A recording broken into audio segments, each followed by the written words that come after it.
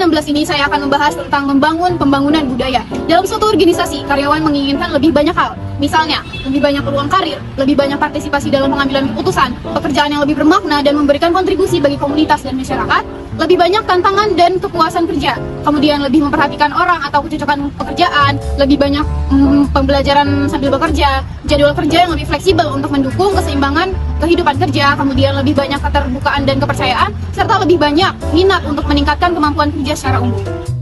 Kaitan pengembangan karir dengan perencanaan suksesi. Pada umumnya, pengembangan karir idealnya merupakan kemitraan kolaboratif antara individu karyawan, manajer, atau pemimpin, dan organisasi.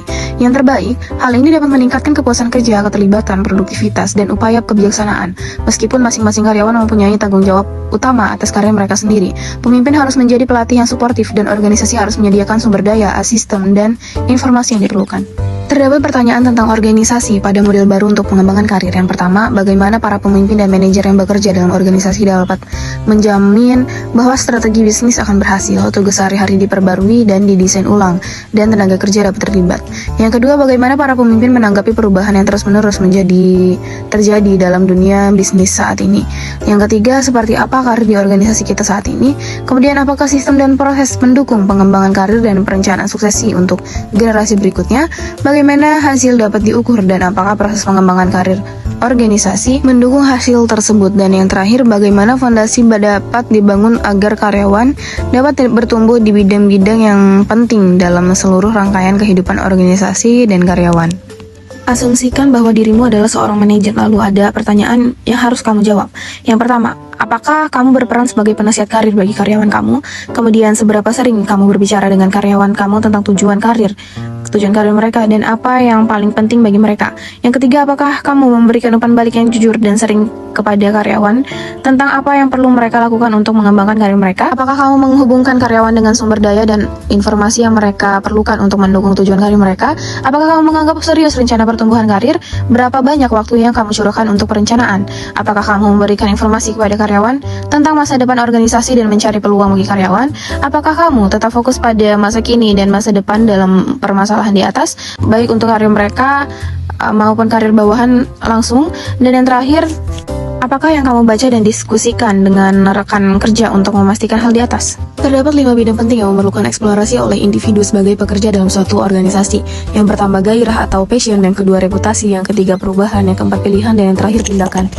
Peran SDM yang penting memiliki beberapa pertanyaan. Yang pertama, bagaimana kebijakan, sistem, dan struktur bisnisnya selaras dengan pilihan pembangunan atau tidak, berfokus pada arah masa depan atau tidak, mendorong perilaku baru yang positif atau tidak, menciptakan kemitraan yang memberikan semangat dan keterlibatan sekaligus memenuhi layanan atau produk yang bernilai atau tidak, berinvestasi pada banyak talenta dan menentukan di mana talenta tersebut dapat dimanfaatkan secara internal, menumbuhkan generasi pekerja baru yang puas secara pribadi dan profesional, membangun pengambil risiko yang percaya diri dan sadar biaya, memastikan rasa hormat dan inklusivitas di tempat kerja, dan memberikan kesempatan bagi karyawan di semua tingkatan untuk belajar, tumbuh, dan berkembang dalam organisasi. Model baru untuk pengembangan karir dalam lingkungan peluang adalah bagaimana sebuah organisasi dapat menganut konsep pasar peluang. Nah, di sini ada contohnya. Yang pertama, dengan dana yang dihabiskan untuk mengembangkan talenta-talenta berpotensi besar, alihkan sebagian dari dana tersebut untuk menantang dan mobilitasi talenta-talenta menengah, memulai kompetisi internal, dan penghargaan atau pengakuan sebagai bagian dari taruhannya. Pada model menghasilkan pembelian, menciptakan kasus bisnis yang kuat, mengembangkan strategi pemasaran dan komunikasi, dan memberikan branding pada upaya pengembangan karir sejak dini, akan meningkatkan kemungkinan dukungan kepemimpinan dan dukungan keberlanjutan. Ya, dengan cara temukan seorang juara dalam suatu organisasi, kembangkan kasus bisnis, kenali pemangku kepentingan dan pemberi pengaruh utama, undang karyawan untuk menceritakan kisahnya, dan tetaplah sederhana. Pada era kenormalan baru, ada kenormalan baru yang dituntut dalam program dan praktik pengembangan karir. Hal ini diperlukan bersamaan dengan reorganisasi, perampingan, pembatasan anggaran, dan pemerataan tingkat kepemimpinan. Kondisi normal baru menunjukkan bahwa pembangunan harus terjadi di sini, saat ini, dan dimanapun Anda berada.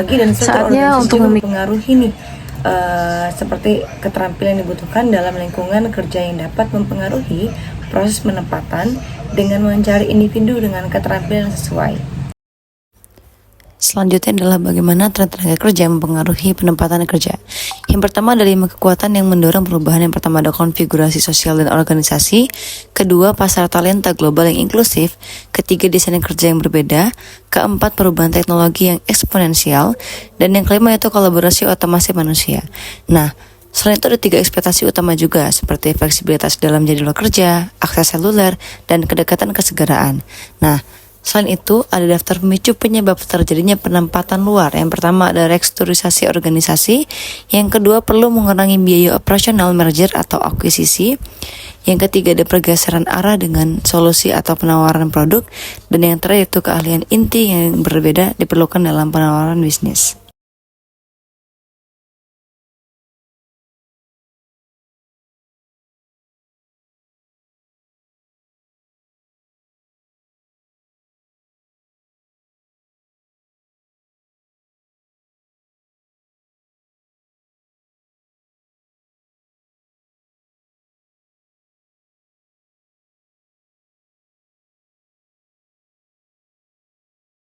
Sekarang kita akan membahas materi bagaimana manajer ini dapat membina kinerja organisasi dalam manajemen talenta. Dalam bab ini, kita akan lebih memahami bagaimana peran manajer ini dalam proses manajemen talenta dan apa yang dapat mereka lakukan untuk meningkatkan performa karyawan mereka. Perubahan peran manajer lini dalam mengelola talenta. Organisasi telah menyadari bahwa manajer lini memiliki dampak paling langsung terhadap sebagian besar orang dalam suatu organisasi. Semakin kuat sumber daya manusia yang ada, maka staf lini depan akan semakin merasa terlibat dan semakin kompetitif serta sukses organisasi tersebut. Manajer lini perlu memahami dan menggunakan alat dan proses manajemen talenta untuk menutup kesenjangan antara talenta yang mereka butuhkan di masa depan dan apa yang mereka miliki saat ini. Masalah manajemen bakat manajer lini. Setiap organisasi memiliki kombinasi unik antara strategi bisnis, budaya, dan bakat, sehingga strategi pengelolaan bakatnya juga harus unik. Namun demikian, ada beberapa praktik terbaik yang dapat bermanfaat bagi semua organisasi. Yang paling penting adalah keselarasan dan kejelasan yang dibutuhkan orang-orang dalam organisasi untuk melaksanakan strategi organisasi. Menilai dan memilih bakat. Sebuah penelitian menunjukkan bahwa ada 4 kualitas yang sangat dapat memprediksi kinerja serta hasil talenta utama lainnya seperti keterlibatan, retensi, dan produktivitas secara keseluruhan. 1. Kompetensi. 2. Pengalaman. 3. Sifat-sifat. Dan 4. Drivers. Biasanya, alat penilaian terbagi dalam beberapa kategori besar. 1. Ukuran kemampuan kognitif. 2. Ukuran kepribadian. Dan 3. Penilaian bebas kompetensi. Perencanaan kinerja. Perencanaan kinerja akan menetapkan harapan antara manajer dan karyawan. Pada fase inilah, apa dan bagaimana pekerjaan didiskusikan dan disepakati. Penting bagi manajer untuk memastikan adanya kejelasan dan komitmen terhadap sasaran kinerja yang telah ditetapkan. Hal ini dapat dilakukan dalam pertemuan awal dalam siklus tahunan atau dapat didiskusikan sepanjang tahun jika tujuan, strategi, atau kondisi berubah. Penting agar proses perencanaan kinerja ini menjadi dialog antara manajer dan karyawan. Pembinaan dan pengembangan karir. Organisasi terbaik di kelasnya mengakui pembinaan dan umpan balik sebagai keterampilan manajemen bakat yang penting. Pembina dapat berupa manajer atau rekan kerja yang bekerja dengan seseorang, baik individu atau dalam beberapa kasus tim, untuk mendorong perkembangan dan pertumbuhan jangka panjang pada orang lain. Pembimbingan biasanya melibatkan umpan balik formal dari penilaian dan observasi langsung terhadap perilaku individu. Pembinaan terlihat berbeda tergantung pada tingkat manajer yang ingin dilatih, seperti 1. Pelatihan untuk keterampilan teknis. 2. Pembinaan keterampilan manajerial. 3. Pelatihan untuk keterampilan interpersonal. Kompetensi pembinaan untuk manajer lini. Pembinaan adalah proses dialog dan umpan balik yang berkelanjutan sepanjang siklus manajemen kinerja. Latihan yang efektif tidak harus menjadi ahli yang mendalam di bidang teknisnya, namun mereka perlu memiliki berbagai keterampilan interpersonal, seperti 1. Menciptakan hubungan saling percaya. 2. Kematangan emosi. 3. Integritas, berarti bertindak dengan cara yang konsisten dengan nilai-nilai dan keyakinan. 4. Memberdayakan orang lain, berarti mengakui kekuatan orang lain dan menginspirasi mereka untuk mengambil tindakan untuk memperbaikinya. 5. Empati, mendengar dan memahami pikiran dan perasaan orang lain secara akurat dan menyelidiki pemahaman yang lebih dalam. Dan terakhir, umpan balik yang akurat, memberikan umpan balik yang konstruktif dan atau sulit dengan cara yang dapat dipahami orang lain, melihat pola umum dan implikasinya, dan membuat rekomendasi yang sesuai. Pengembangan karir. Pembinaan dan pengembangan karir merupakan bagian dari strategi organisasi yang lebih luas untuk memberikan pendekatan yang lebih konsisten terhadap pengembangan karir, guna memastikan bahwa organisasi tersebut akan memiliki talenta yang dibutuhkan untuk peran paling penting. Pertanyaan kunci yang harus dijawab adalah, apa saja tuntutan peran di masa depan dan bagaimana hal tersebut akan berkembang, dari mana organisasi akan mendapatkan sumber daya manusia di masa depan, dan pengalaman pengembangan apa saja yang dibutuhkan untuk mengakselerasi sumber daya manusia terbaik ke dalam peran tersebut. Manfaat dari pendekatan yang lebih strategis terhadap pengembangan karir mencakup keterlibatan karyawan yang lebih baik, keselarasan yang lebih baik antara kebutuhan bisnis di masa depan, dan pengembangan kemampuan orang yang tepat untuk mendorong kesuksesan, serta perencanaan suksesi yang lebih baik dengan memastikan bahwa karyawan berpotensi besar diberikan peluang untuk pengembangan karir yang tepat untuk mencapai peran tujuan masa depan. Meninjau dan menghargai kinerja sementara dan memberikan umpan balik. Meninjau kinerja sementara dan memberikan umpan balik merupakan bagian integral dari pembinaan. Manajer perlu memantau kinerja secara terus-menerus dan menggunakan informasi tersebut secara konstruktif.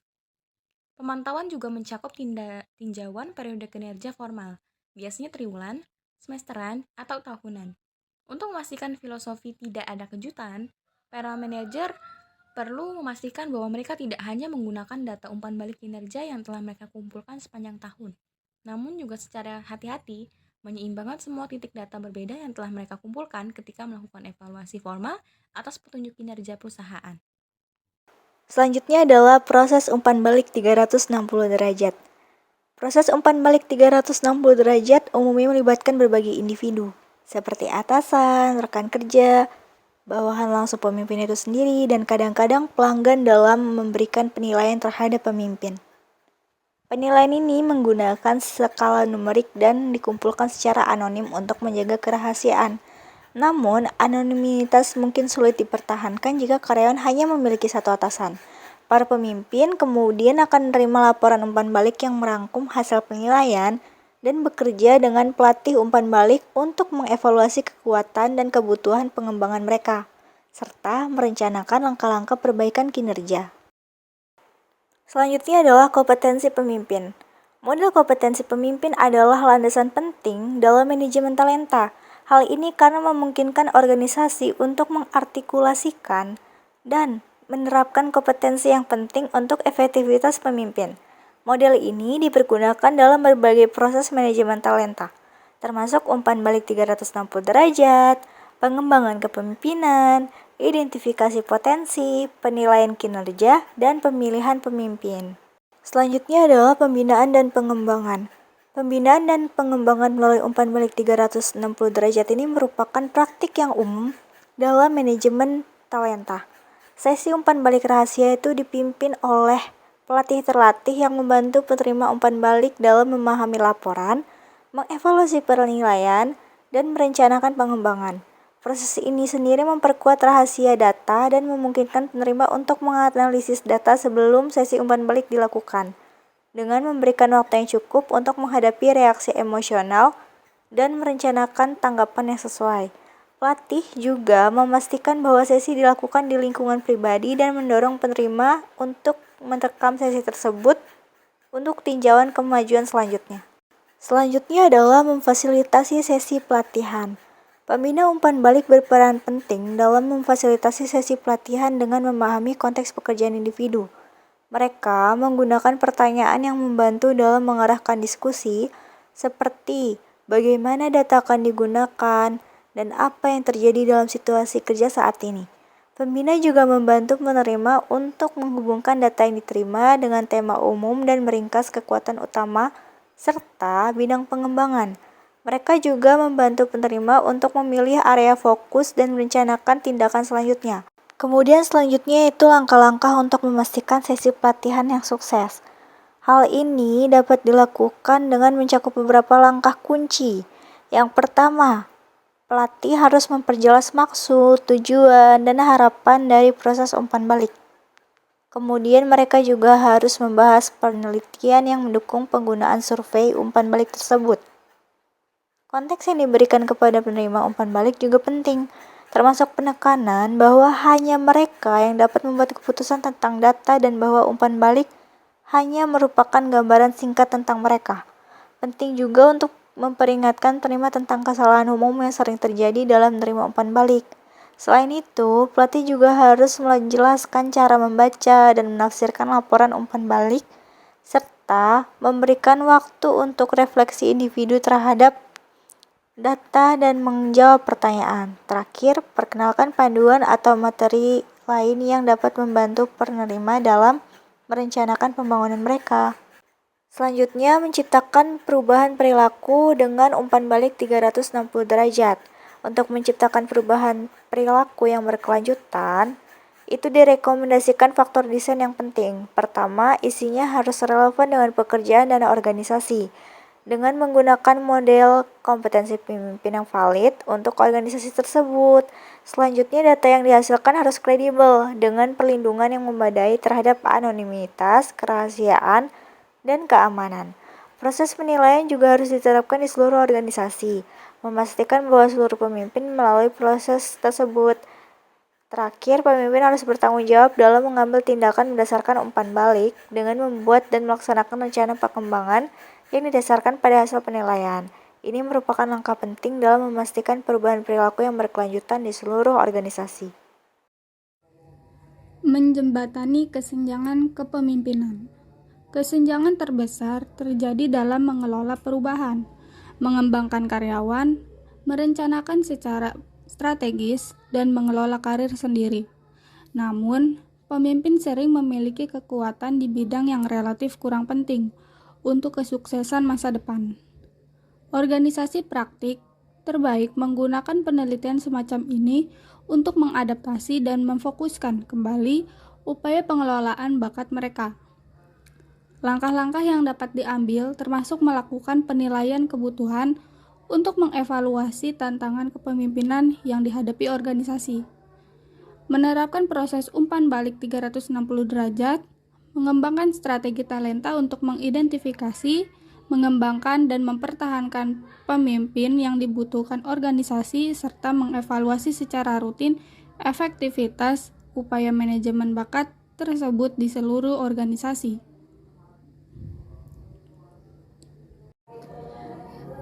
Selanjutnya, menggunakan big data untuk menutup kesenjangan kepemimpinan.